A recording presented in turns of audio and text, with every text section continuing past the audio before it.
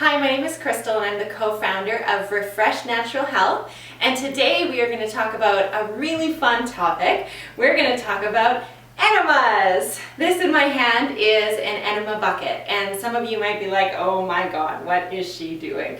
But the truth is that when we have clients come through the clinic, I'm doing this demo 5, 6, 7, 8 times a day because people are scared and don't know where to start when it comes to doing an at-home enema.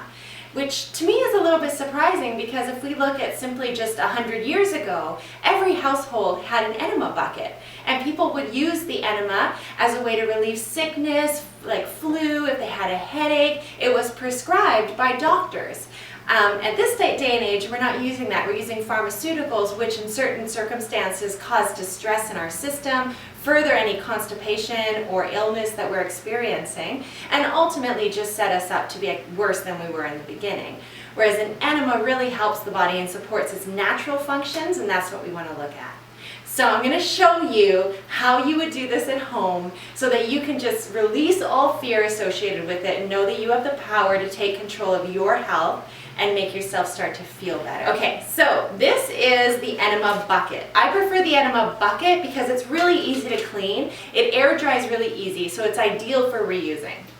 All right, this is the enema tube right here. The first thing you want to do is attach the tube to the nozzle right there.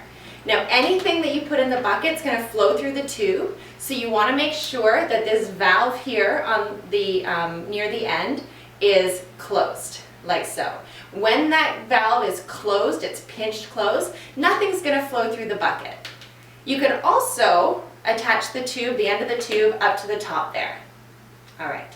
So now you're in your kitchen and you're preparing the water. What do I mean by preparing the water? You're just getting purified water and letting it either warm up to room temperature, or you can leave it on the counter overnight, and if it's warm enough, use it. You do not want the water to be too hot, and it is uncomfortable if the water is too cold. So like a baby's bottle temperature, room temperature is perfect. You want to fill the bucket up to the top with this water. Yes, the whole bucket can go in. It will go in. And then you're going to bring this bucket over to your bathroom. And in your bathroom, on the counter by the sink, you're going to set this bucket down. And once it's there, lie a towel down on the floor close to your toilet, maybe a pillow for your head, maybe you want to light some candles, make it really comfortable for yourself. And then take this tube here, and you'll see there's a hole on the end and a hole close to the end. Now, you're just inserting this into the rectum past those 2 holes. You can put it in further if you want. It's not going to hurt you, but you don't need to. You're going to lubricate the end of this with coconut oil. So, you can see here I have a jar, and inside here is organic coconut oil. You want to make sure that anything you use related to the enema is organic and really as natural as possible, because it's not going through all your normal filtration systems when you take stuff orally. So, you're going to lubricate the end of this with coconut oil, and then you're going to lie down on your left side, on your right side. It really doesn't matter. I prefer the left side because I'm right-handed. So lie on your left side and slowly insert this. There should be no pain, no discomfort. It's really not a big deal. This is so much smaller than an average bowel movement, so you're going to be fine. You're inserting this, and once it's in, you can let it go. It will stay in. And then use your hand to find... That won't happen when it's full of water.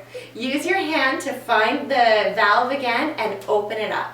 If you open it up fully and this is up high on your counter, the gravity is going to let the water flow in really quickly, which for some people is best.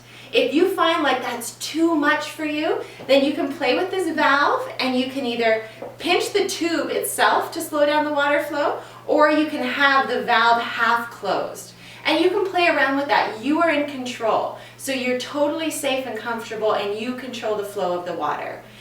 In an ideal circumstance, the whole bucket of water will flow in, and then you'll close this valve, and then you'll slowly remove this, and then you'll turn from your side onto your back, and you'll just relax and breathe.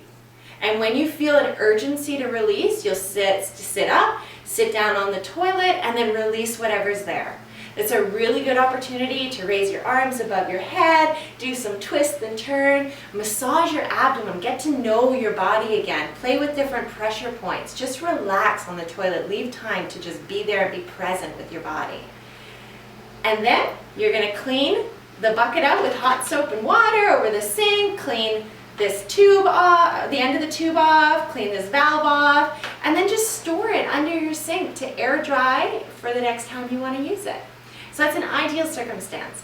I just want to mention that for some people, when the water is flowing in, they start to feel really crampy and they're like, oh my gosh, I can't do this. What is she recommending I do? It's likely just gas that the water is moving through. So if you stop or slow down the flow of water and just breathe and relax, it likely is that the water will pass through and you're going to be fine. If you don't experience that, then just close this valve, sit on the toilet, release whatever's there that needs to come out. And then if you want to, you can clean off the end of the tube again, re-lubricate it with coconut oil, and then lie back down and finish off the bucket. Usually that second time you'll be able to hold it a little bit longer, which some people prefer because you are getting a lot of hydration. However, with the water enema, the purpose is really just to get things moving. So it's a great thing to do if you are having some kind of allergic reaction, ate something that's bothering your body and causing inflammation, if you have a headache, if you're experiencing an illness that could be due to toxicity, you could also look at doing coffee enemas that we'll talk about in a future video. There's lots of things you can do, but basically you just want to get back down to the root of what you can do in your household to take charge of your health and overcome any issues like constipation, bloating, those things. This will really help support getting your gut flora back and creating a good environment for those good bacteria to grow, and that's what we want. So if you have any questions, give our clinic an email, write them in the comment section below, and we'd be happy to help you out.